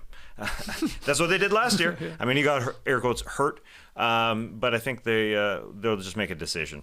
I think it's time to sit you, Lowry, even though him and Keontae George, they played together in Finland. Keontae George went and visited Lauri Markkanen this summer. Wonderful relationship that those two have. But, yeah, as I said, they're really, really young. I think, yeah, you mentioned the guys that they could trade, and Clarkson and Sexton, and I don't know who Walker Kessler is, really. They didn't start him last year for much of the year, and that's a confusing thing for me. They have to figure that out, but I don't know. This team, Will Hardy always gets them to play offensively really, really well. So they can win games if Lowry's playing, but as soon as you sit them, then they're not going to. Good job on catching me mixing up those 2 years, because they were basically the exact same seasons. No wonder I got that confused there when we were in Salt Lake City. Kind of the same cities, too, you know. White? Yes. Yeah, they are. We've gone back-to-back white cities at All-Star Weekend. We had a blast. But I'm with you guys. I'm going to be locking this one under. I'm telling you right now. I'm tipping my hand. Oh, man. I think they're going to wisely play the young kids. Maybe there's moves to unlock more opportunity and playing time in trading those guys that you said, some of their vets.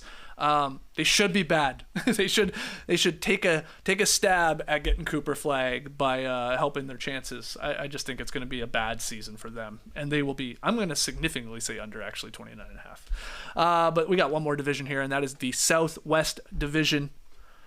Dallas Mavericks at 49.5. They just went to the NBA Finals, and it's under 50. The Rockets 43.5. That's a sexy pick, isn't it? Grizzlies 47.5. What a bounce back. Pelicans 46.5, and the Spurs at 36.5. So that's the Southwest Division. We start with the Mavs. Again, 49.5. They went 50-32, went all the way to the finals. Really came together. Luka, massive year. Scored nearly 34 points per game, this guy. Kyrie looked happy. He looked comfortable. They made the midseason trades. They bring in P.J. Washington. They bring in Daniel Gafford. Derek Lively II really surprised a lot of people. He really progressed. And what else they do? They added Klay Thompson, Quentin Grimes. They got Najee Marshall to replace basically Derrick Jones Jr. Dinwiddie's back in Dallas. Lost Josh Green. Lost Tim Hardaway Jr. I said DJJ. And they re-signed Markieff Morris and Brandon Williams. So, Trey, 49.5? Is this one perplexing to you? Are you confused by this one, or sound about right? This is a team I'm excited to see. The Klay Thompson addition is pretty interesting because Dallas was only 10th in offense last season. Is that right? Yeah. I have them 8th, but yeah, it's okay. 10th on depends between Basketball NBA.com Reference. and Basketball Reference. Yeah. Nonetheless, this should be a team that's an elite offense. They should be a top 5 offense, and I think that's what the Klay Thompson trade is. They're saying we can be elite, we can be a record-setting offense like they were a couple of seasons ago, and that will then offset having a very mid defense, because it's going to be tough to build a great defensive team around Luka, Kyrie, and Klay Thompson as your backcourt. It's just going to be tough. It's kind of miscasting P.J. Washington as the wing stopper. So maybe Najee Marshall eventually starts. I think it will be Klay. I think they can get to being an elite offense. I'm not totally convinced that they can be a mid defense. They could be a very bad defense, which would show itself more so in the playoffs, but I'm going over. I think they're a 50-win team just because as long as Kyrie's able to stay on the court for a variety of reasons, as long as Luka stays healthy, I think they're going to be pretty tough to stop on the offensive end. They will be. Yeah, the question is the defense, because they all came together when they got those trades. Yeah. When they made them for both those guys that ended up losing one of them. They ended up losing Derrick Jones Jr., who was the guy guarding the best ball handler on the other team. Yeah, putting pressure on the perimeter, yeah. For sure. And now you are going to roll with Klay, most likely, to start with Kyrie and Luka. Those are going to be your perimeter players. And then P.J. Washington starting at the 4, most likely. So how are they going to do defensively? Can't be that great. But they should outscore teams, that's for sure. And I'm sure they're excited to have Klay come playoff time when I say, yeah, they may not be a good defensive team, but when they want to grind, when they want to play, like they'll play hard enough, I imagine, come playoff time. Or they try the Najee Marshall thing, that's for sure. But they're excited to get Klay because they couldn't shoot in the postseason. They couldn't shoot versus Boston, especially in the final. So they're excited about that. But I think it's a little bit like, Klay is obviously an incredible scorer, but I wonder about the defense and the grind and how that team, again, was like, mediocre and then bang. The Washington, Gafford, I mean, they all came together really quickly. So I wonder how that's all going to go. So I'm going to go under, but it's going to be like there. That's a good line again. The Mavs won 16 of their final 20 regular season games, including these 2 losses that they punted away because they were resting guys. And they had the NBA's second best defense during that span. So it was like really elite. It stayed pretty good in the playoffs, their defense as well, knocking off the Clips and the Thunder and the Wolves. They've won 50-plus games in 2 of the last 3 seasons. I'm with you guys. The line's perfect. It's going to be like one side or the other by 1 or 2 games. I will go just over again. I'm sort of I'm cheering on Klay Thompson. I mean, I hope this goes well. He's going to fire away. He's been like one of the best catch-and-shoot 3 players, I don't know, in the last 10 years of all time, really, when you think about it, in terms of volume. How much does he have left in the tank? And yeah, when will Kid go, we're getting exposed with those 3 guys in Klay, Kyrie, and Luke on the perimeter? Okay, Najee Marshall, you got to do your best Derrick Jones Jr. impersonation. And I think he can. But how will that balance go? I'll go just over. Just over the, what did I say? 49.5. Yeah. So you're going just over. I'm going just under. But Under. Trey will go just over. Okay. And this is sort of like a Jokic kind of team that wins. Luka is kind of like true. that. 4 of his 5 last years, they're winning records. There was that really weird year where they said, we don't want to win. We don't want to play in the playoffs, when they were able to get their pick. Lively. Yeah, they kept it. They got Lively and that whole weird Case and Wallace trade thingy. But that's a good team because it's Luka. Right. So like Jokic, like Giannis, there are these guys that just raise the level of your team to basically a 50-win mark. So it's going to be right there. All right. Houston Rockets, 43.5. Oh, I'm excited to talk about this one. Last year, one of the surprise teams, one of the feel-good stories. Udoka coming in there, getting these guys to go 41-41. They brought in some vets to help out the young guys, and it worked. Now, they finished 11th in the West. They didn't make the play-in, didn't make the postseason. But, man, they had that late run where Jalen Green caught fire. They won 11 straight. And again, they just ran out of games. I guess they ultimately came up 4 or 5 games short of even making a play-in spot. But what they do, they re-signed Aaron Holiday, re-signed Nate Williams, and they added Reed Shepherd with the number 3 pick. And they add Steven Adams, who didn't play because he was injured. When you get to start at TAS, 43.5. It's improved from that 500 season last year, but not drastically.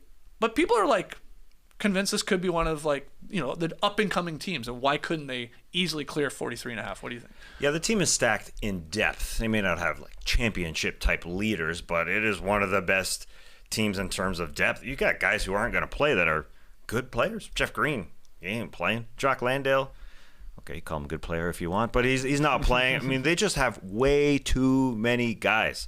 Fred VanVleet, Jalen Green, Whitmore from last year. You mentioned Reed, and then your Dylan Brooks, Amen Thompson. It doesn't stop. Şengün obviously is going to play a lot. Jabari Smith, Tari Easton didn't play last year. He's going to be there. It doesn't stop. So all that said, they're going to trade a bunch of those guys, I think, at some point. They have way too many guys, and they have to decide, is Jalen Green going to be that same guy he was for a month and a half at the end of the season? Maybe yes, maybe no. But then they have to trade somebody else if they're going to sign him to a near max deal, which he comes up for later on this month here in October. He's good. Can't wait to see what he does here in for his 4th year. As a young player, 4th years matter. So we'll see about that. Amen Thompson, can't wait to see about that. Him and Şengün aren't exactly capable players of playing together because they don't shoot that deep. But I mean, they're both so good. So I wonder if they decide on one of those guys to go back and get somebody in return. I think that's why I pick under, just because they have a lot of damn good players, and they are going to trade a couple of them. So you think this is a team that's set up to put together good players, some young players, for what, a star player that comes available on the market? Yeah, that was the rumor at the trade deadline last year. Who are they looking to get at the trade deadline? Was it somebody good? Markkanen, maybe? I don't know. He was a name that was available. It was somebody. I should recall. Should I not? No. Who's going to be the name this year is the question. Yeah. Booker, if it goes poorly in Phoenix, I'm Jimmy Butler, stuff like that. Yeah. They were rumored to be going after Phoenix for in the offseason as well. So, yeah, I think they lose some of these guys, especially Fred VanVleet is got a team option for next year. I wonder if they pick it up with Jalen Green, Cam Whitmore, and Reed Shepherd now. There's a bunch of guys who can play. So there's so many of them on this team. I think at some point they got to bundle them. And so what do you think for the over-under? I said under. I think, again, it's tough West. Okay. But 42 wins, still a damn good year. Yeah, I'm with you. I was 43 wins. I think they'll be a little bit better than last season, but it's just a competitive thing, and Tess really nailed it. I think this is a kind of a strange season for the Rockets because they had that great year last year, but it was also very strange in that Şengün was awesome for the first half of the year. Then he gets hurt, and then suddenly Jalen Green's awesome. They're both eligible for extensions now. Which one do you pick? Right. I'm more of a Şengün guy, but Jalen Green looked awesome in the second half of last year. Is he for real a good player, or is he trade bait for somebody during this season? Fred VanVleet is a great question because wouldn't you want to start the guy who you just drafted number 3?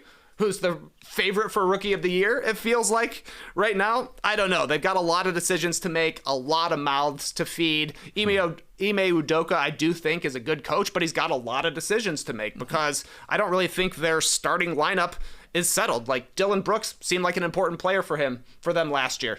I'd rather start Amen Thompson because he's a young guy and you need to see what you got going forward because their contracts kind of line up. Him and Dylan Brooks. Maybe Brooks is the guy that gets traded. There's just so many players on this team, so many questions to answer that it can be hard to actually get everybody on the court. It's man, this is awesome that Steven Adams is coming back. Set some screams, be a vet. Okay, is he playing over Şengün? Is he playing over Jabari Smith? Right. Is he playing over Jeff Green, who played 76 games for this team last year? Jason Tate is still around. Yeah. That was a guy people were hyped about once upon a time. I like Tari Easton. But is he going to get on the court? I don't know. Just a lot of players around, and the Rockets actually have to start figuring out who's going to be a part of this future. Yeah, it feels like they should be better than 41-41 last year, just with the growth of all these young guys. But a lot of question marks, as you just went through, of like, who are you playing? Who are you pairing with? How does this work? I mean, I guess that's a good issue to have. You have all this talent, and you just got to like put all the pieces together. I do think they could still have another level to go defensively. That's sort of Udoka's calling card. I think they have guys that can get them even higher than 10th that they finished in defensive rating, which is really good for a young team, but they could go up a step. They need to win road games is their main thing. They went 14-27 on the road last year, one of the worst in the Western Conference. If they want to crack the play-in tournament, you got to clean that up a little bit, right? You just got to win more of those road games. And I think they will. I'm going to go over. I have faith in this team. I have a lot of faith in Udoka just as a head coach. And, man, I love the Adams coming in there now. And Reed Shepherd, you're right, like just a shooter and obviously a playmaker.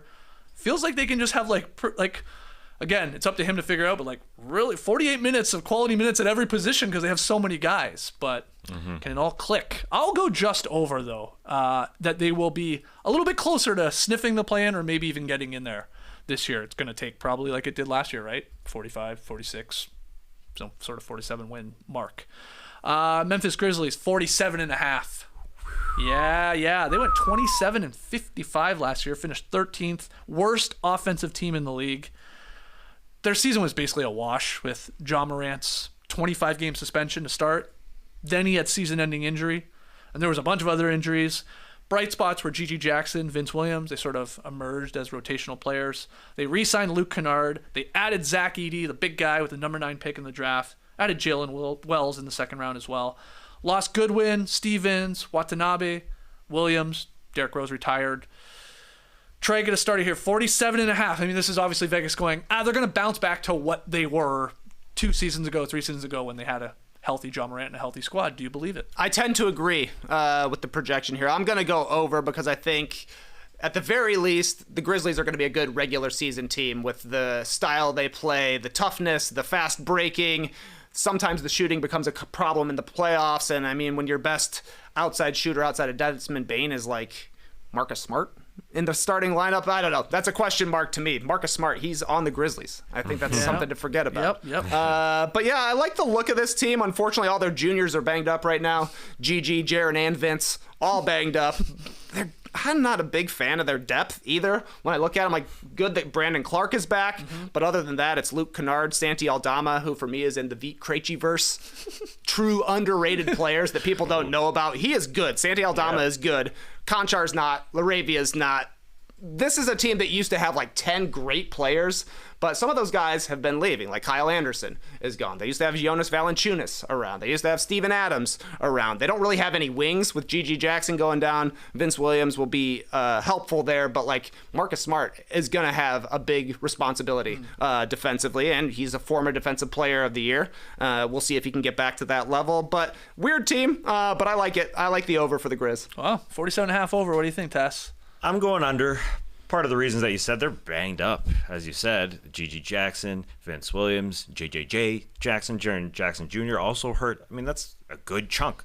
Ja Morant just hurt his ankle in preseason, unfortunately. I think he'll be okay. With a ball?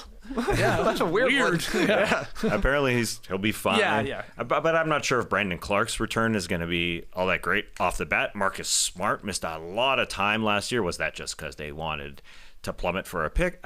I'm not sure. I mean, Marcus Smart is a guy who's played hard for his whole career, and he's started to slow down the last couple of years. So I think those injuries are a factor in a tough West. Yeah, I'm excited to see Zach Edey play alongside Jaren Jackson Jr. when they're both healthy. If Jaren Jackson Jr. goes to the 4 and Zach Edey ends up starting, that is exciting. Ja Morant, yes, he got hurt, but he also threw a beauty alley-oop to Zach Edey, who threw it down, and he had a block in that game. So that's exciting. But I think there's a few things. I mean, the injuries, the West, and I don't know about this home court advantage that Memphis used to have. We went to the game. We were excited. This is fun. They went under some renovations. They got some new foods on the food court, as our man Lang Whitaker said. But they won 9 games. Some new foods. They won 9 games at home last year. 9-32. How does that happen? Wow. I mean, they're way better on the road. when they went double the games on the road.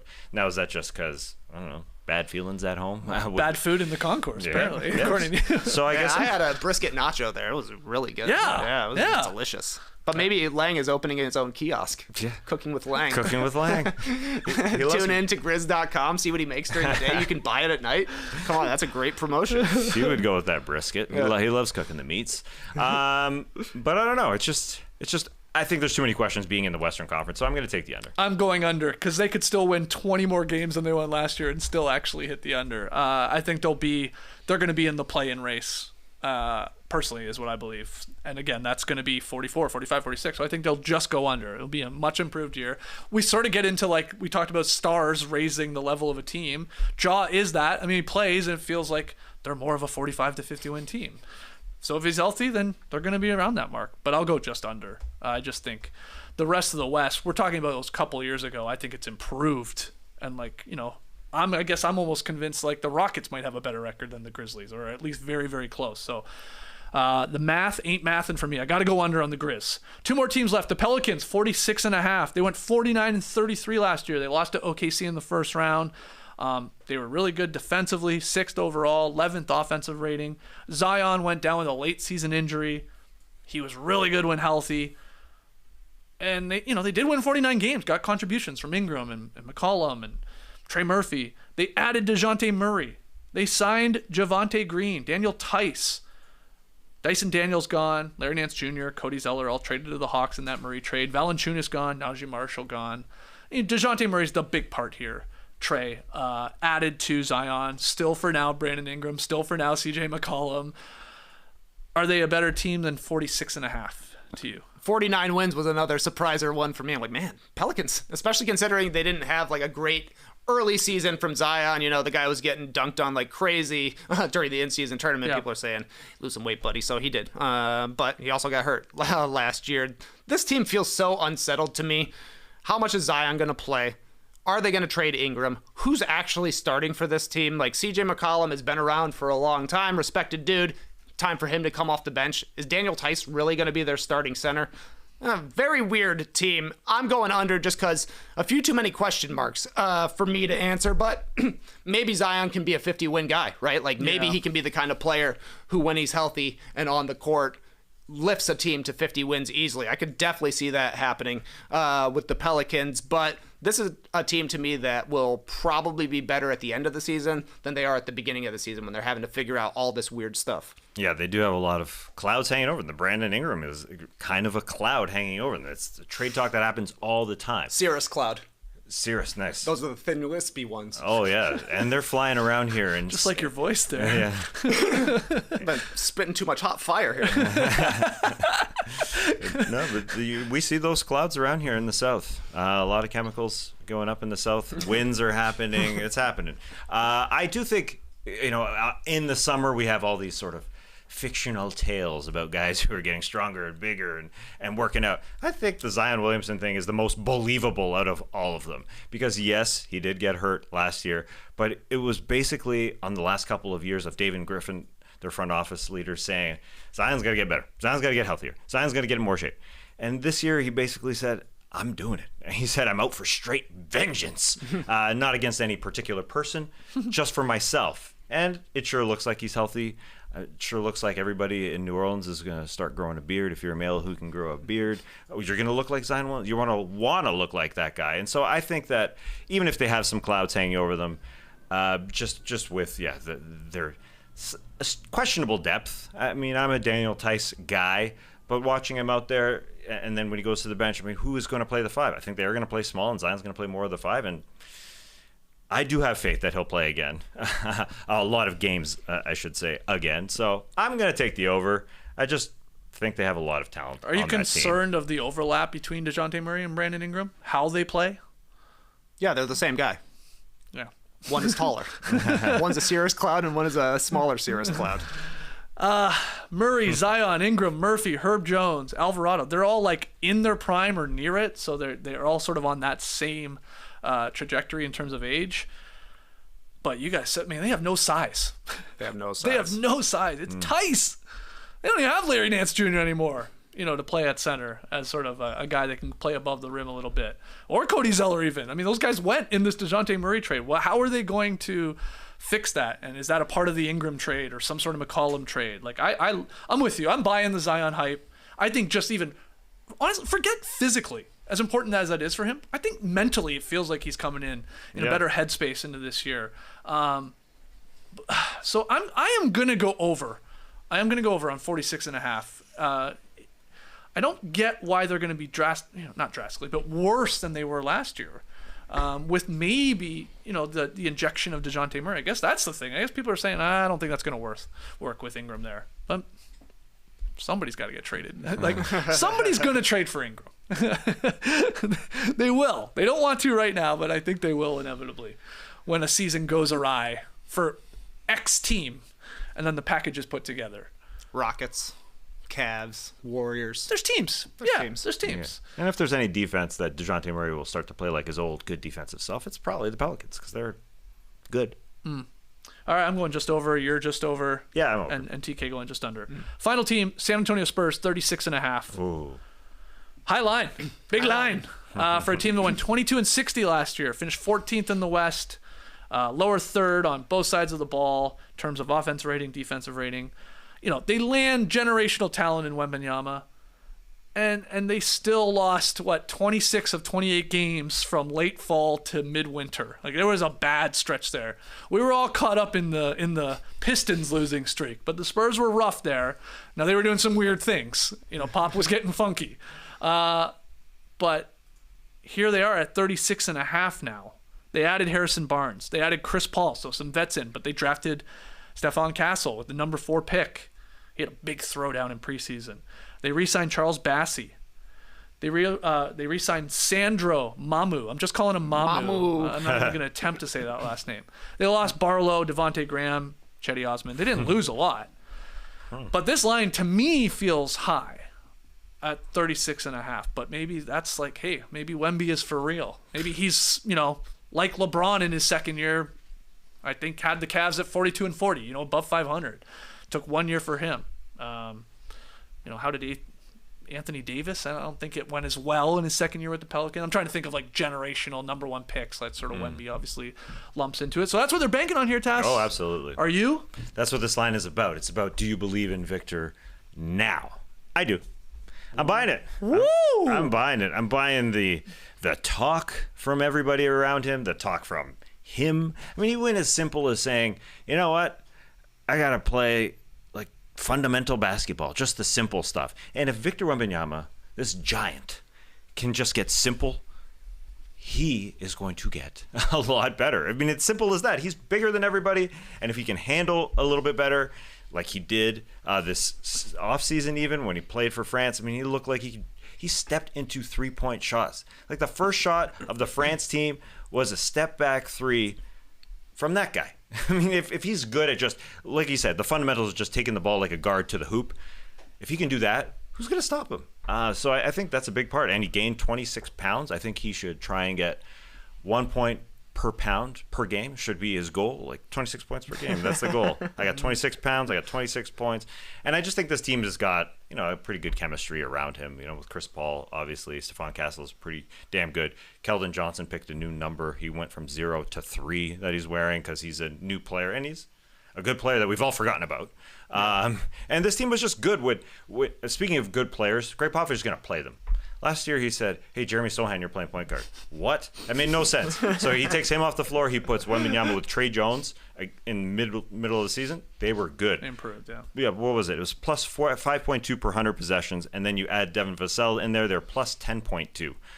Those numbers are really good. So I think people weren't paying attention to this team. Same for me at times, but once they got good, I think it's just going to carry over to me. They were an abysmal 13-28. That was the record in clutch time situations. So you gotta think Chris Paul and even Harrison Barnes helps in that department if you're in close games to close them out and get some more W's, along obviously riding Wembanyama and Vassell and Keldon Johnson and Zohan in maybe a better role. But 36.5 is a hell of a jump here, TK. In all I've heard for every team is how loaded the Western Conference is and how difficult it is. Tass is convinced that Wemby can get them to 37 plus. Are you as convinced? I am not as convinced. Okay, LeBron in his second season, 42 wins. You're exactly right. That's pretty good. Yeah. Brendan Malone was the coach the second half of that season. What a weird team this is. Look, the Spurs won 11 games before the All-Star break, and then Trey Jones became the point guard, and they won 11 games after the All-Star break. That was a lot better. They only played 27 games after the All-Star break. That was literally like a 35, 36 win pace. But I was like a young Follies with the proofs here. I was going through win shares per 48 minutes, crossed with who played the most minutes in the league last year, trying to say if Victor Wembanyama becomes literally the best player in the NBA and plays the most minutes in the NBA, the Spurs get to like exactly 40 wins. Interesting. But imagine he's only a top 5 player and he only plays 2,500 minutes.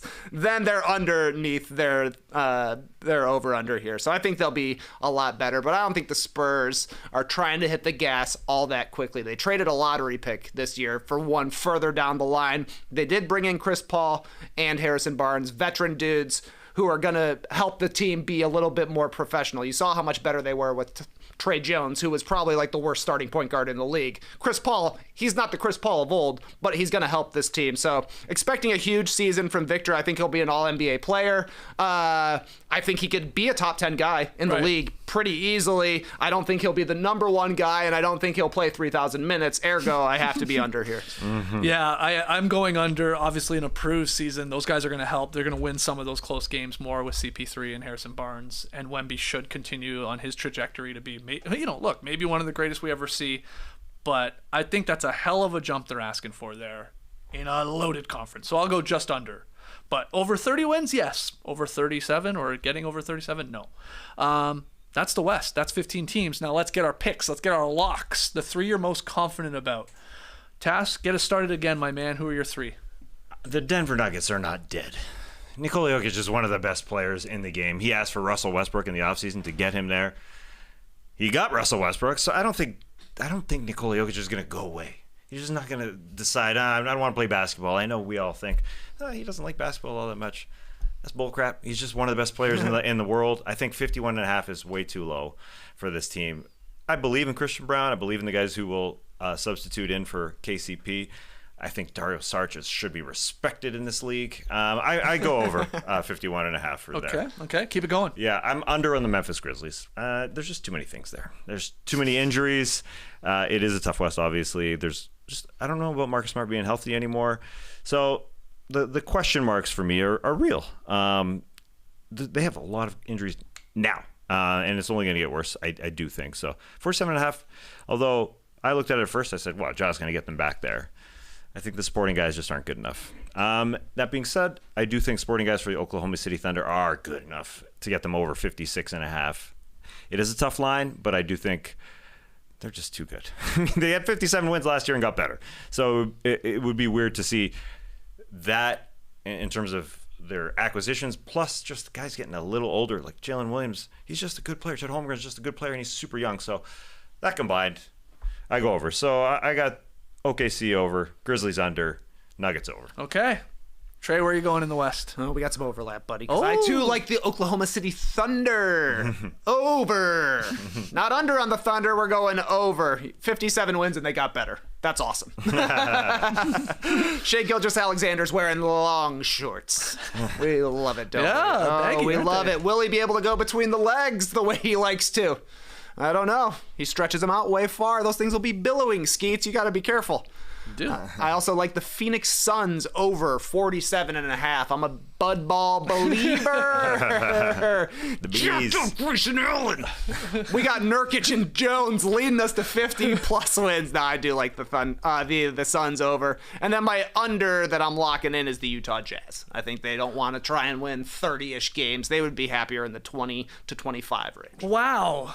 This is a lot different than the Eastern Conference, where I was surprised because we don't talk about this beforehand, where we all had 9 different picks when we did our locks in the East. But there's some overlap here. I'm with some of you guys on both of them.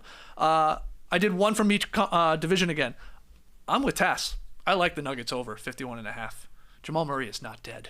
Okay, they're not. Jokic is always going to get you 50 wins. He can hear the horses. He can hear them grazing, but that's okay. He'll get to them in the summer. They're going to win 52 games plus. I have confidence in that. I think from the Westbrook injection, sure, but it's more to me the Christian Brown, the Watson, the Strother, the little improvement there. I like Nuggets over. I'm with you, TK. I like the Jazz under 29.5. I think they're going to lean in to playing the young guys, and it's going to result in a lot of losses. That's okay. Try and go capture the flag. And I will also go one more under. Disagreeing with Tass, one of his leans at least, I'm taking the Spurs under 36.5. I looked it up. You said LeBron second season 42-40. Okay, that's incredible. Maybe Wemby can do it. Anthony Davis with the Pels 34-48. That would just be under. And even Zion with the Pels second season, and he played a decent chunk that year, 31-41. So a shortened season. Would have got very close, but I'll go just around that mark, like AD and Zion. I think Wemby gets them to like the 33-35 win mark. So Nuggets over, Jazz under, Spurs under. Those are the picks. But you tell us where we're right, where we're wrong. Your locks, drop them in the comments. Love to hear from you. Tweet at us at NoDunksInc. All right, we've done all 30 teams when it comes to over-unders. On Friday, we're going to be doing NBA award projections. Yeah, that's right. We're going to be, I think what we should do is pick your favorite, who you think's going to win, and then maybe a dark horse. Like somebody not in the top 10, like odds or something like that. Like a real stab in the dark. But we'll be going through MVP, Rookie of the Year, Most Improved, all your major awards. That's on Friday, live at 10 a.m. Eastern. Appreciate you guys joining us live, though. Hit the like button, subscribe, 5-star ratings and review. If you're a Survivor fan, it's on tonight. And No Buffs is back tomorrow. 11 a.m. Eastern, we're going to go live on No Buff's YouTube account to recap episode 4. They're going to be throwing a bag through a frame Bag tonight. frame. Good shot, Soul. It's like the skills competition. Yeah, you're right. You're right. What's Rome doing there? He's doing a little funny. teapot. He's locked in. Yeah, he's watching Soul. Yeah, kick ass. So that's No Buffs. That's our Survivor podcast. That's tomorrow at 11. But otherwise, here on No Dunks, back on Friday. Until then, Clipper Bros. You heard it here first. Have a great time. Turn up. Love you guys. Awesome. Thanks for joining us. And remember, 2 quick things. I'm going to be a fact checker. We're going old school as far as the Basketball Jones, the starters, No Dunks goes. I made a mistake. I said Keldon Johnson was changing his jersey from 3 to 0. It's from 0 to 3. No, you said 0 to 3. Did I? Yeah. Well, I mean, it's- Chris Paul's got to be wearing 3, right? Oh, so then maybe he's gone to 0. There you go. Yeah, I gotta look that up. But he gave up Buc-ee's. That's a fact. He gave up Buc-ee's to get really healthy this year. That's a fact. I didn't know you could give up Buc-ee's. Yeah, I mean, he stopped eating Buc-ee's. That's awesome. So, He just goes to a different gas station. I guess so. Goes to Love's. Second thing, maybe I'm a big Valero man myself. Sorry, go on. Sure. Buc-ee's is awesome. Sitco says go, though. Okay. Last thing, maybe we'll have on Friday. We got to have an over/under for anger moments on our show that we'll have this year. Like you got a little feisty to start the show, Skeets. You got a little feisty. Come Oh, on. God, yeah. 20 years. It's 20 years, guys. Okay, that's what I'm saying. That's what I'm saying. It happens a lot. I mean, a lot. Yeah. That's why I want people out there you to wanna give keep us track? an over/under number. We're at one. We're at 1 now. Temper boy moments. Yeah, sure. So Well, what call it is, what you want. set the over-under then? Well, that's what I'm asking the fans to Oh. do. I mean, we can do it. I think it's gonna be fairly gentle. 7.5. For the entire season? Interesting. Yeah, we Less get than it. 1 a month. Yeah, basically one per month. Bump it up. Hit the Yeah, over, hit the over. baby. Hit the over. Stressful times. Election coming in November.